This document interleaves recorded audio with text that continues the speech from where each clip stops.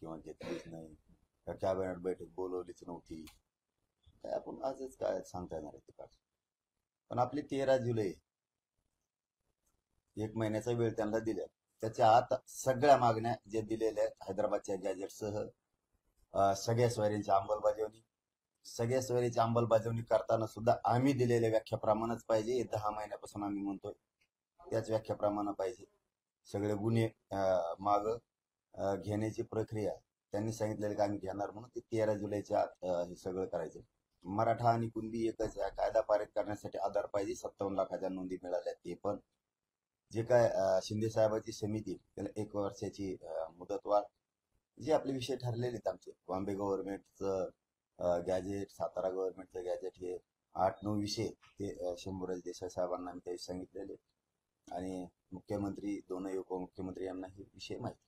त्यामुळे कॅबिनेट झाली नाही झाली त्यात काय पडायची आम्हाला गरज नाही, माहीतच नाही काय ते. पण 13 जुलैच्या आत मराठ्यांना ओबीसीतून आरक्षण पाहिजे, 50% आतच पाहिजे. पाटील, कॅबिनेटमध्ये तुमच्या मागण्यांवर सुद्धा चर्चा होणार होती आणि ओबीसीचं आंदोलन सुरू झालं, त्यांना सुद्धा शब्द दिला होता की कॅबिनेटमध्ये सरकार चर्चा करणार. आज त्यांचं शिष्टमंडळ जाणार होतं, ते शिष्टमंडळ सुद्धा काम करणार. एकंदरीत मराठा आणि ओबीसीच्या चर्चेमध्ये वादळ नको म्हणून कदाचित कॅबिनेटच्या नाही, ते बी माहित नाही मला. मी कशावर शंका घ्यायचं, बोलायचं म्हणून बोलत नाही, भाषण करायचं म्हणून करत नसतो, मीडियाच्या बांधवात बोलायचं म्हणून बोलत नसतो. काय प्रॉब्लेम असतील ते काहीच आपल्याला माहित नाही. आणि वादंगण फदंगण व्हायचा काय संबंध आहे, त्याचा काय संबंध आहे. विषय असा आहे की त्यांना आरक्षण असून ते इतके लढायला लागलेत असून, मग आता आम्हाला नाही, आम्ही किती लढू. विचार करण्यासारखी गोष्ट आहे राव. राज्याला उभ्या राज्याला प्रश्न पाडण्यासारखा विषय. उभं राज्य उघड्या डोळ्यानं बघताय. आरक्षण असणारे लोक जर असं लढायला लागले तर आरक्षण नसणारे त्यांच्यापेक्षा चौपटीला लढतील ना. आता माझ्या मराठीला तर आरक्षणच नाही, माझ्या मराठीच्या पोराचं तर वाटलं झालंय. मग तर आमच्या घराघरातले आता मतभेद जरी असले तर सोडून देतील. महाराष्ट्रातले सगळ्या पक्षातले, सगळ्या संघटनेतले सगळे शेतकरी, कामगार, माथाडी कामगार, डब्यावाले, ट्रॅक्टर आणणारे, टेम्पो आणणारे, रिक्षा आणणारे, बैलगाड्या आणणारे, सगळे मराठी आता आमचे बीक होतील ना. आम्हाला तर आरक्षणच नाही. तुम्हाला असून तुम्ही इतकं लढताय मिळू नये म्हणून, तर मग आम्हाला मिळावं म्हणून आम्ही किती ताकदीने लढू. आता असले मतभेद तरी आता इथून पुढचे खानदानी मराठी सगळे सोडून देणार आहेत आमचे सुद्धा मतभेद आता. कारण ते जर असून इतका त्रागा करायला लागले, इतका मराठ्यांच्या विरोधात विष वकायला लागले, तर आमचेही मराठी असलेले मतभेद सोडून आता तेही त्यांच्या जातीच्या लेकरासाठी आता लढणार आहेत. कारण तसे संदेश माझ्याकडे द्यायला लागले. आणि आमच्याही मराठ्यांच्या नेत्यांनाही सगळ्यांनी आता हे डोळ्याने जे तुम्ही बघताय, आरक्षण असून जर इतकं लढायला लागले किंवा कोणीतरी फुसलून त्यांना लढायला लावायला लागले, तर मग आपले काय उघडे डोळे घेऊन नुसतं बघता का, झोपलेले का नुसते. जे मदत करणार नाहीत ना मराठ्यांना, मग तो कोणत्या पक्षाचा आमदार, माझे आमदार, खासदार असो ना, त्याला मराठी आता इथून पुढे उघड्या पाडल्याशिवाय सोडणार 100% उघड्या पाडल्याशिवाय सोडत नाही. सगळ्या मराठ्यांच्या पोरांच्या बाजूने उभा राहिलं पाहिजे.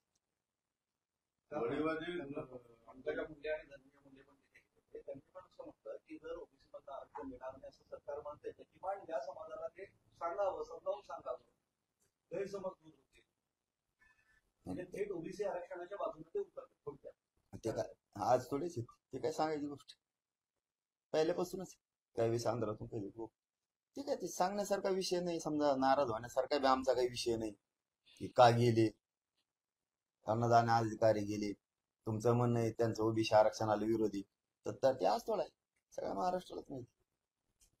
पण पाटील, वडीलबद्रीला मागच्या 2 दिवसापासून आता नेत्यांची गर्दी व्हायला लागली.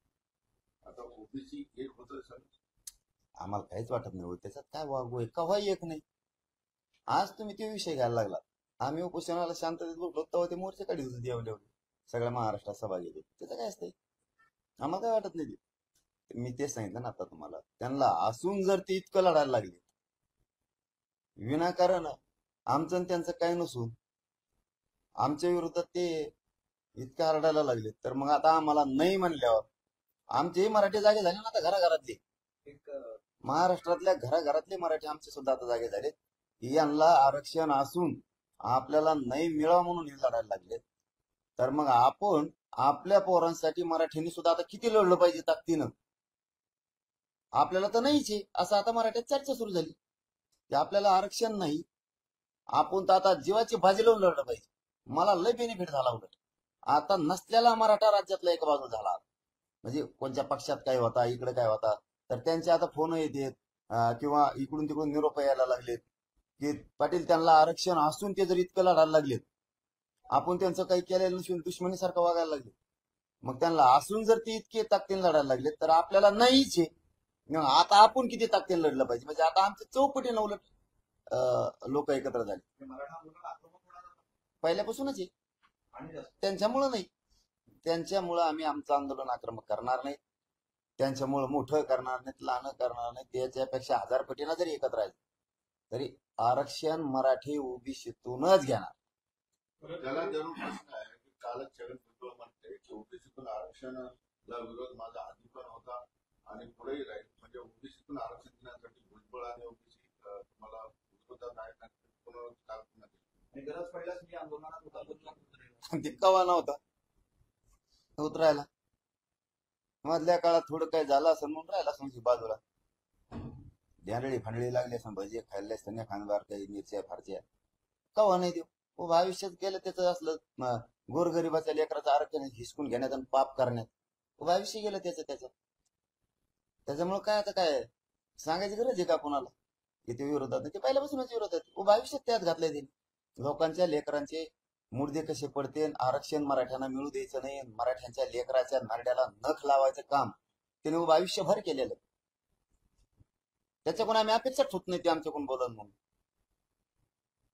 जे उपोषण चालू आहे, उपोषण म्हणतात की जरंगीच्या आंदोलनाला सरकार रेड कार्पेट टाकत आहे. मराठा समाज ओबीसी मध्ये आलेला आहे 80% असं जरंगी पाटील सांगतात. त्यामुळे आम्हाला धक्का लागतात आणि त्यांच्या आंदोलनाला रेड कार्पेट आमच्याकडे दुर्लक्ष असा आरोप. नाही असं कुठं असतं. येते तर तुम्ही खरंच बसा ना. यांनी काय म्हणते त्याला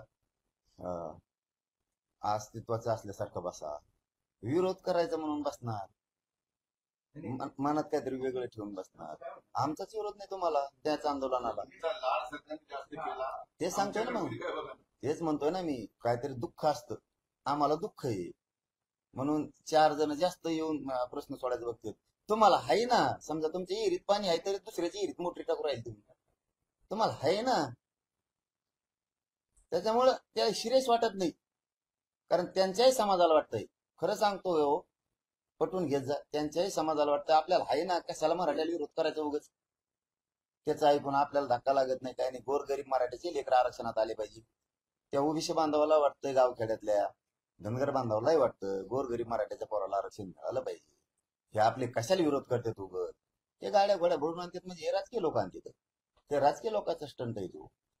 आणि आमचा विरोध नाही हो त्यांना. मी म्हणतो त्यांनी तिथं काय ठेवलं आणि वर स्लॅपवर जरी ठेवलं आम्हाला नाही अडचण. आम्ही खुनशीपणानं बदला घ्यायचा म्हणून आंदोलन करत नसतो. आम्ही आंदोलन न्याय मिळावा म्हणून करीत असतो.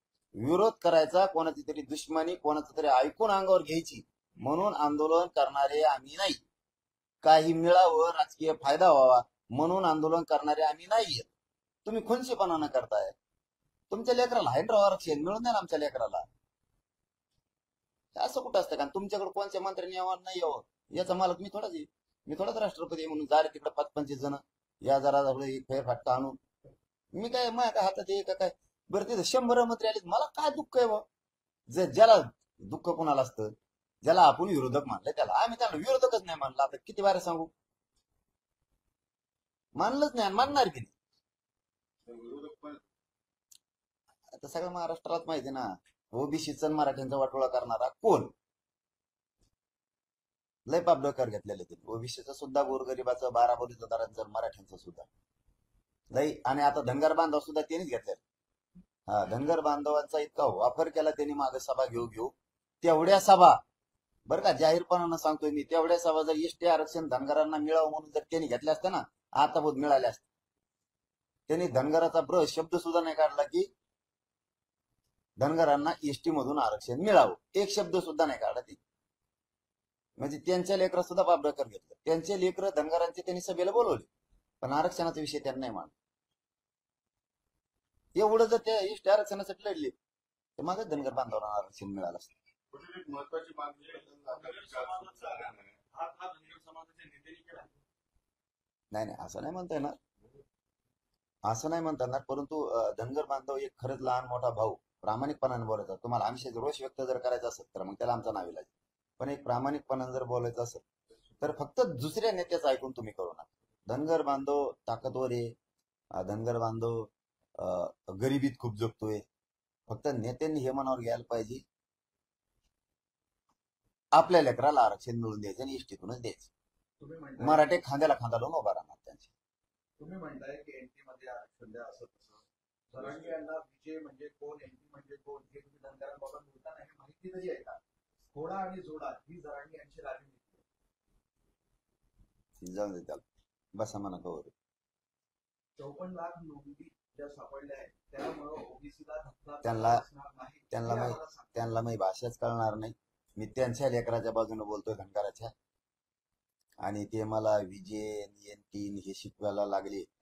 काय प्राथमिक शाळेत काय शिक्षक झाले का तुम्ही? बोर्ड घेतला आणि फळा घेतला आणि लागले लिहायला खडून दिले. मी बोलतोय धनगराच्या लेकराच्या बाजूने. ते चांगले व्हावे, ते मोठे व्हावे, त्याच्यासाठी ताकद लावा. आणि कुंकड बरळत असले तर तुमचा उद्योग तुम्ही बघू आम्ही आमचा. महत्वाचा विषय आहे, जात धर्म भुजबळांना टार्गेट करून धनगरांना भाऊ म्हणायचं असं सुद्धा हा खेळ सुरू आहे. आता हे कोण म्हणतोय? तेच अच्छा, म्हणजे शेवटी आणखीन त्याचीच माय आहे. भुजबळांना टार्गेट करून धनगरांना भाऊ म्हणतात असं राजकारण सुरू आहे. तुम्हाला काय करायचं? मी त्याला टार्गेट करेन नाही तर काही करेन. तुमचं नामचं काही आहे का? त्याने आमच्या याच्यात खोडा घातला. हे असले तुम्हाला फुकट दुसऱ्याचे भांडणं विकत घ्यायची सवय लागली. ही चूक हे फक्त. म्हणून गोरगरीब धनगर बांधवा अडचणीत आला. धनगरांना सोडून म्हणजे तुम्हाला असं म्हणायचं का उद्यापासून आम्ही भाऊ बी म्हणून नाही असं म्हणायचं का? मग ते कोण म्हणतोय त्याला असं म्हणायचं का की आम्ही उद्यापासून एकमेकाला भाऊ म्हणू नये, एकमेकाच्या मागं लागावं, रोज शांतता राहू नये, सलोखा चांगला टिकला नाही पाहिजे. ही याच्यासाठी आंदोलन उभा केलेले आहेत का? मग जातीय दंगली व्हावा, जातीय तेढ निर्माण व्हावा यासाठी केलेले आहेत का? मग जाऊ द्या, आता मला उद्यापासून त्यांच्यावर बोलायचं बी. बघू आम्ही आमचं. भावाभावाचा विषय काढला तर ओबीसी लक्ष्मण हाके असं म्हटले की जरांगे नेहमी आम्हाला भाऊ भाऊ म्हणतात, मराठा ओबीसी भाऊ भाऊ आहे, पण तुम्ही ओबीसीच्या घरात नसून ओबीसीचं घर उद्ध्वस्त करत असाल तर आम्ही त्यांना भाऊ कसं म्हणतो. चलू द्या तुमचं. धन्यवाद. चलो. ते हा जो मुद्दा तुम्हाला प्रश्न विचारलेला आहे त्याच्यामध्ये विजय हा जो प्रश्न ते उपस्थित केलाय त्याचा एकदम साधा प्रश्न आहे की विमुक्त जाती आणि भटक्या जमाती त्याचा अर्थ आहे त्यांच्यासाठी विजय वेगळी कॅटेगरी केलेली आहे आणि धनगर समाज जो आहे तो भटका आहे, मेंढ्या वगैरे घेऊन त्यामुळे त्या विजय मध्ये टाकले असा इतका साधा प्रश्न आहे तो, आणि त्याची वेगळी कॅटेगरी केली तरी सुद्धा ते ओबीसी करतात. तेच सांगितलं मी त्यांना, पण ते म्हणजे अर्थ काय तर मला काय घेणं देणं. जाऊ दे, मला त्या विषयात बोलायचंच नाही आता. आता माझ्या लक्षात आलं जात धर्म त्यांची भावना काय आहे काय नाही. लक्षात आलं. आम्ही किती तळमळीनं बोलतोय. आम्ही काय त्यांचा फायदा घ्यायला बोलतो का? बरं, एक साधंच उदाहरण देतो, इथून पुढे विषयच बंद करतो. मला जर तुम्ही ते तसले प्रश्न विचारायला लागले, मग आता एनटी म्हणजे काय सांग. 10 महिने झाले मी धनगराला आरक्षण देईन म्हणतोय, किमान देईन तरी म्हणतोय, तरी एकही धनगर बांधव आत्मा आमच्या बाजून नाही. एकही राज्यातला असा कोणचा आंदोलक हो की त्यो जर इतकं बोलून जर आपल्या बाजूने येत नसेल तर त्यो म्हणून जाऊ तिकडे ते येतच नाही तर काय बोला त्यांच्या बाजूने. तुमच्यापासून जर आम्हाला काही फायदाच नसेल, आम्ही काय बोलावं तुमच्याकडून? तरीही मी रोज बोलतोय की धनगराला आणि मुस्लिमांना आरक्षण. आमचा प्रश्न मिटल्याच्या नंतर सरकार कसं देत नाही ते मी बघतो. अंगावर घ्यायचं ठरवलं. आणि तुम्ही उगा कोणा तर ऐकून असले प्रश्न विचारणार, जस काय आम्ही दाठोमुठी म्हणतो अशी भाषा लोकांना भासवायचा प्रयत्न करणार आणि तुमच्याच पोरायचं तुम्हीच वाटोळ करणार, खोटं आमच्या विरोधात लढणार. आणि आम्हाला तुमच्या बाजूने बोलत असून बी जो तुमचा खरा शत्रू आहे त्यो, त्यांनी खाऊ दिलं नाही, त्यांनी तुम्हाला राजकीय आरक्षण घेऊ दिलं नाही, त्यांनी महामंडळ खाऊ दिले नाही, त्यांच्याशी तुम्ही ही करताय. आणि इथं आम्ही तुमच्याकडून बोलतो, तुम्ही आम्हाला असं बोलताय. म्हणजे ते झालं ते बळच, आम्हाला चिटकतू बळच चिटकतू असं झालंय. आमच्या महामंडळातून तुम्ही फायली घेतात तरी आम्ही तुम्हाला काही म्हणत नाही. इतके आम्ही मोठ्या मनाचे लोक आहेत. आणि पण काय झालं माहिती सरळ सरळ आता या तुमचं आंदोलन ओबीसी विरुद्ध मराठा हा वाद आता खूप जास्त हॉट म्हणजे गरम व्हायला करायचं आहे त्यांना. वाद नाही फाद नाही, खेड्यापाड्यात काय नाही काय नाही. हे राजकीय लोक करायला लागले ते ओबीसीचे धनगर बांधवांचे आडून. त्यांना आरक्षण आहे, त्यांनी त्यांच्या एसटी साठी लढावं, त्यांना त्यांच्या लेकराचं कल्याण होईल यांचं ऐकून लढायला जातात. काही होणार नाही. मी ओबीसीतून घेतल्याशिवाय थांबत नाही. बाकीचं मला इथून पुढे माहित. जातीनुसार करण्याचा विषय आता पुन्हा बंद पडला होता, पुन्हा वर येतोय. काल छगन भुजबळांनी सुद्धा जनगणना झाली तर सगळ्या गोष्टी क्लिअर होतील असं त्यांचं. ते असं चुकरून आणतं बा, रोज संध्याकाळी काय लिहित का काय करणं, रोज सकाळी वेगळं चुकरून आणतात आणि यांच्या पुढे ठेवून देतं आणि ते तिकडे बस रोज येतं आणि या आमच्या गोरगरीब ओबीसी जनतेसमोर ठेवतंय आणि कुंकट जातं कारण परत मिळायला लागत नाही. परत 2-4 दिवसांनी एखादा प्रश्न करून आणतं, टाकून देतं, इकडे लगेच सुरू होत. असं ते असे उकंडे उकरा सवय लागली याच्यावर. नुसतं उकांड्यात लोळाल्यासारखा खेळ येतात. हा, ते पण ज्या त्यांनी काय बाजूने काय विरोधात आहे. करणार. तुला काय करायचं ते विरोधात नाही, मी बाजूनी नेतोय. तुला काय करायचं ते कर. तू एखादं रजिस्टर घेऊन का तू कारण मोजीत बसाना सुरुस्थित काय घेणं नाही मला. सरकार ओबीसी जास्त आहे, मराठी जास्त असू दे, कोणी बी जास्त ओबीसीतून मराठी आरक्षण घेणार, कोणी जास्त असू दे. त्यांनी तुम्हाला आणखी प्रश्न विचारलाय. मला काय विचार तिकडे सरकारला विचार ना मला. जरांगी केवळ तरी पण ते विचारा त्यामध्ये ते जरांगी हे विचारवंत आहेत का, त्यांना काय कळतं ते फक्त भुजबळांना टार्गेट. आणि ओबीसी सपोर्टाचा घाट झाला आहे. कारण तिकडे ते बुगाच बसलेले दिसते. जाऊन दे. बरं, आंतरवालीच बैठका सुरू आहे. ती परत तुम्हाला हे करावं. त्यामुळे संपूर्ण अशी गावकऱ्यांची परत आंतरवाली हलवूनच देत नाहीत लोक. चलो धन्यवाद. ते तुमचा मृत्यू झाला आहे असं छान व्हायरल झालेलं आहे. खूप आणि पोलिसांनी गुन्हा दाखल केलाय. नाही आता काय कोण करते आता हे असं काय ते आता काय असतं, काही सगळे चिंतक असतात. त्याला काय, कोणी मला मारून टाकीन म्हणतंय, कोणी म्हणतंय त्याला गोळ्या घाली, कोणी काय लिहितंय. मागत असं लिहिलं होतं, याला मारून टाकू, याला असं करू, कथा टॅस सापडून दे, कोणी काही सोशल मीडियावरती करत होतं. पण सरकार, पोलीस मराठ्यांच्या सुद्धा विरोधात असल्यासारखा वागतो. त्यांच्या हातात असल्यामुळे ते लक्ष देत नाहीत ना अशा गोष्टीला. अशा गोष्टीला नाही. सरकारलाही वाटत असेल किंवा पोलिसांनाही वाटत असेल घातपात झाला पाहिजे. दुसऱ्याचं उचित काय झालं की लगेच ऍक्शन घेतात पोलिस, सरकार सुद्धा, गृहमंत्री सुद्धा ताबडतोब ऍक्शन घ्यायला लावतात लगेच एसपींना. त्यांना इथं इथं पोस्ट पडली, कारवाई करा, अमक करा, तमक करा, संरक्षण पुरवा, सगळं करतं. इथं आम्हाला मेलेलं दाखवून द्या, मराठ्याला जिवंत दाखवू द्या, आम्हाला कुणी मारून टाकू द्या म्हणू द्या. आमच्याकडे काय देत नाही. त्यांना देण द्यायला वेळच नाही. मराठ्याचं वाटोळं झालं पाहिजे. आरक्षणात देण देत नाहीत, मराठ्याला धमक्या दिल्या त्याच्यात देण देत नाहीत. पण मी नाही भेट, फक्त तू ये मला समोर, मग सांगतो तुला काच का. ओबीसी एक नसल्यामुळे जरांगींचं आवड आहे. आता मी काय करू मग. तुम्हाला लोकांचे उकंडे करायचे, तुम्हाला लोकांचे कामं करायचे, तुम्हाला आरक्षण असून तुम्हाला मराठ्याच्या विरोधात लढायचं नाही पटत. ओबीसींना ते सामान्य ओबीसींना वाटतं गोरगरीब मराठ्याच्या पोराला आरक्षण मिळालं पाहिजे, कशाला विरोध करायचा. दुसरं एक वाटतं ओबीसींना आणखीन गावखेड्यातलं, आपल्याला आहे ना आरक्षण, कशाला विरोध करता त्यांना, त्यांचं हक्काचं आहे ते. ओबीसी काय म्हणतोय सध्या गावखेड्यातला, त्यांच्या जर नोंदी सापडल्या असल्या तर त्यांना दिलं पाहिजे. आपल्या लोकांनी त्यांना विरोध केला नाही पाहिजे. हा, त्यांचं जर काही नसेल तर ठीक आहे, त्यांच्या नोंदी आहे. म्हणजे उदाहरणार्थ त्यांचा जमिनीचा 7 आहे तरी तुम्ही म्हणता त्याला देऊ नका. हे सामान्य ओबीसीला नाही पटत. नेत्यांना पटतंय विरोध करायला, त्यांना नाही पटत. असा कोणीच नाही राव या देशावर, या महाराष्ट्रात, या प्रतित्वाला की एखाद्याची वशिला काय म्हणते त्याला पुरावा आहे तरी देऊ नका म्हणल्यावर त्याच्या बाजून लोक होतील, देणारच नाहीत. एखाद्या रस्त्यात एखाद्याला चापट मारली तर आजूबाजूच्या म्हणणारच तो का मारली. तसं आमचं असून जर तुम्ही म्हणताय देऊ नका, ओबीसी बांधवाला कसं पटेल ते. त्यांना वाटतं हो ना गोरगरीब मराठ्याच्या लेकराचं कल्याण, कारण त्यांचं आरक्षण आहे. आणि हे म्हणतात नका देऊ. उघड उघड भूमिका आहे ना. आम्ही कोणचं आरक्षण मागतोय, हे एनटी व्हिजेंटी मध्ये आंदोलन कोण करतय, सभेला लोक कोणाचे, विरोध करणारा घरी झोपतो. लोकांना काय पटत नाही का तो राजकारणी माणूस आहे. धनगर बांधवांचा सगळ्यात जास्त फायदा अशा माध्यमातून छगन भुजबळ उचलित आणि तो मोठा व्हायला लागला. आणि तो धनगर बांधवाच्या आरक्षणाचा विषय घेत नाही. धनगराच्या पोरांचं, करोडो पोरांचं वाटोळं व्हायला लागलं फक्त त्याच्यामुळे. कारण त्यांचे लढणारे लोक त्याच्या नादी लागून वेगळं आंदोलन लढतात. आणि धनगर बांधवाचं म्हणणं आहे आपल्याला इष्टीतून मिळालं पाहिजे. यांनी तिकडे ताकद जर वापरली एसटीतून आरक्षण मिळवायला तर राज्यातला करोडो मराठा त्यांना ताकद देऊन ते घेऊ लागल. तुमचीही सुरक्षा वाढली त्या बाहेर 3 जण बघून रात्री जास्त असतं. नाही बाबा, आमचे लय आलेत. आमच्या मराठ्याला काही देत नाहीत कवा. आमच्या मराठ्याचं लय अवघड कार्यक्रम आहे. पण ते आता काय ते लय अवघड आहे, तुम्हाला काय सांगू, लय अवघड आहे ते. आणखी एक जण आहेत, बाळासाहेब दोडतले नावाचे एक व्यक्ती आहेत जे यशवंत सेनेचे प्रमुख आहेत आणि त्यांनी येत्या पावसाळी अधिवेशनाच्या तारखेला अहिल्यादेवी होळकर यांच्या जन्मस्थळी चौंडी येतं धनगर समाज- मला फक्त एकच सांगायचंय की धनगर मी समाजासाठी फक्त समावेश करावं, उपोषण करणार आहे.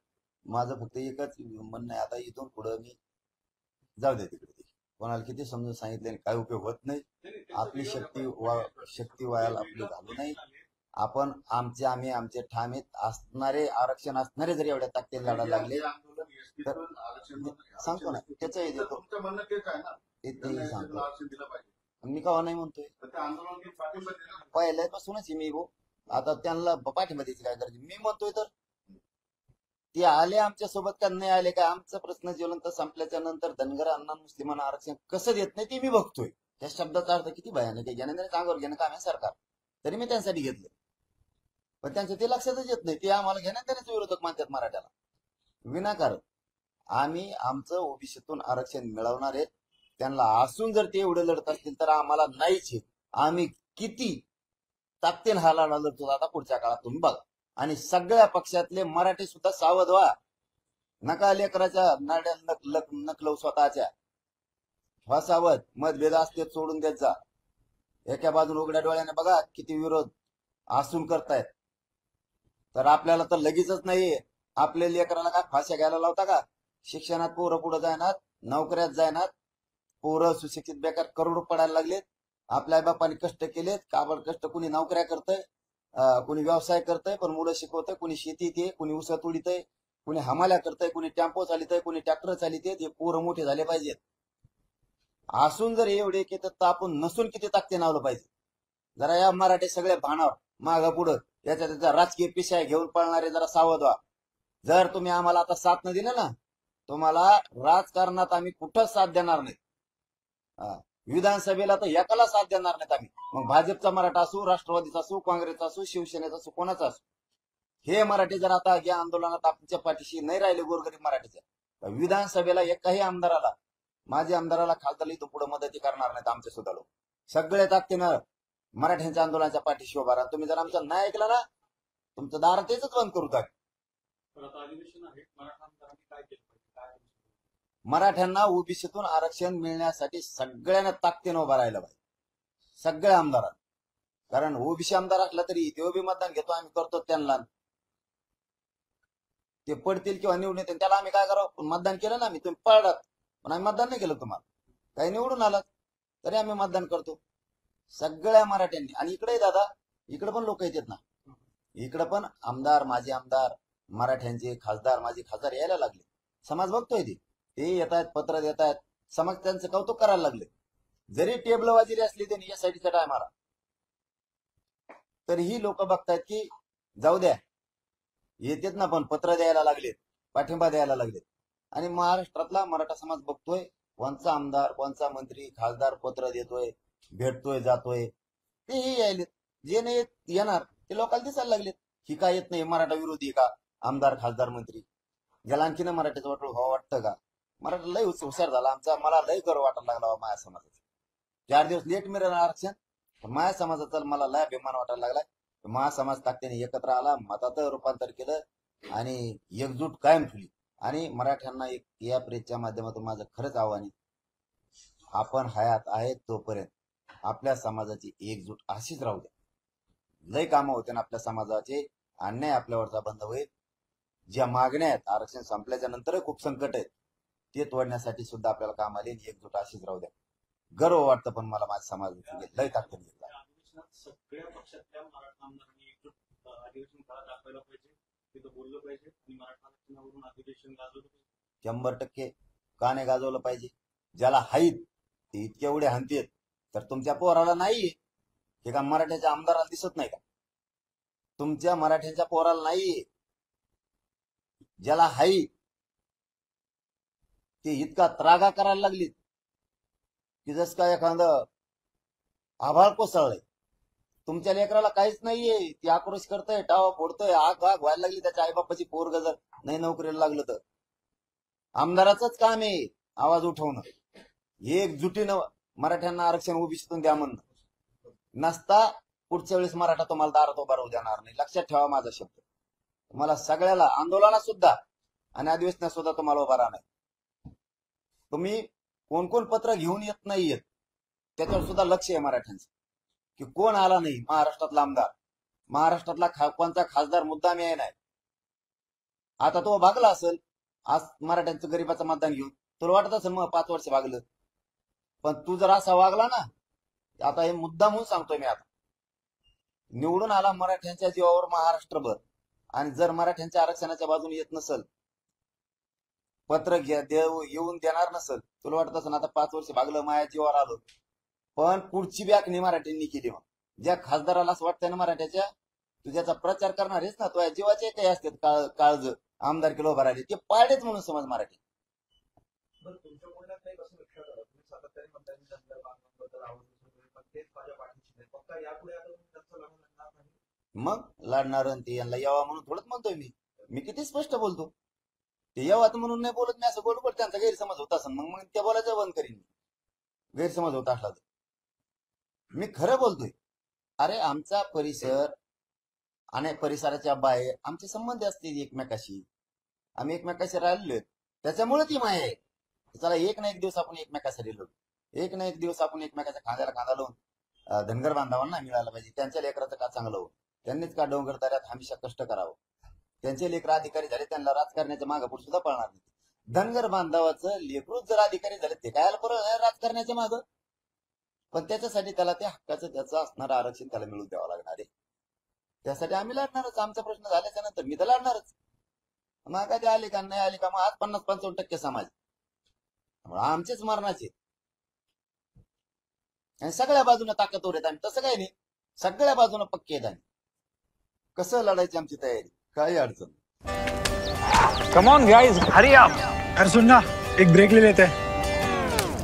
Guys I am telling you, तुम लोगों को सही से ट्रैकिंग नहीं आता, but that's okay, you can learn. रोज का ढक्कन देना.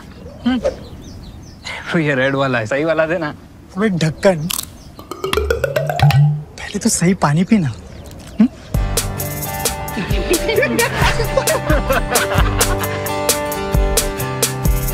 Manikchand Oxyrich, proudly Indian.